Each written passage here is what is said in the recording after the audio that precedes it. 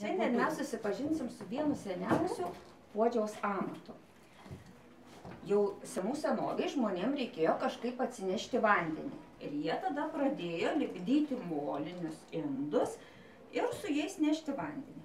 Taigi mūsų rajone archeologas Kazakevičius kasinėjo Kalniškių kapinyną ir ten rado keramikos. Labai senos, beveik 2000 metų keramikos. Ta keramika yra lipdytinė. Lipdyta reiškia rankutė.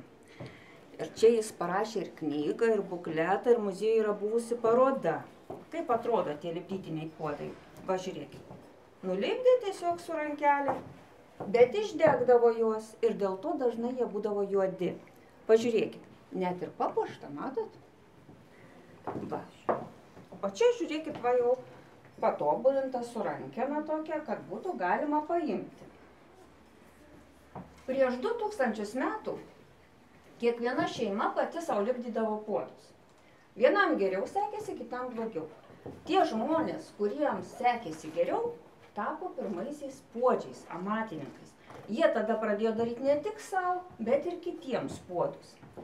Ir ištobulino šitą meną.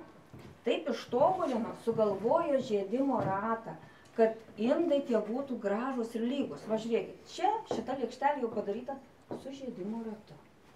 Jau jinai gražiai ir lygi. O tada sugalvojo dar papuošti. Ir tam išrado gražius labai dažus vadinamus glazūrą.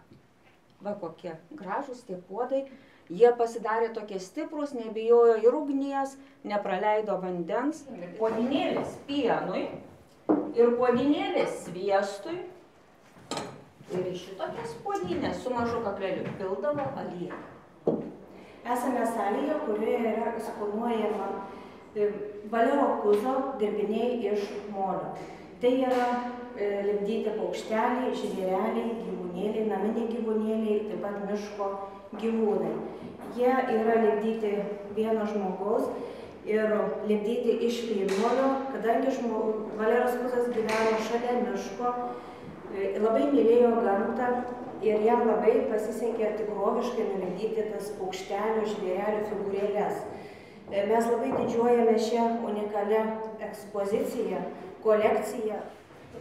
Reikia pirmiausia molį išminkyti. Jūs darydami tą figūrėlę dabar turite visiems modeliuoti paukštelio figūrą. Turi turėti jis ir galvytę, ir kūną, ir kojas, ir plunksneles kažkokias tai. Visi įsivaizduojate, ar jūs naminį tą paukštelę pagaminsite, ar švilpynę.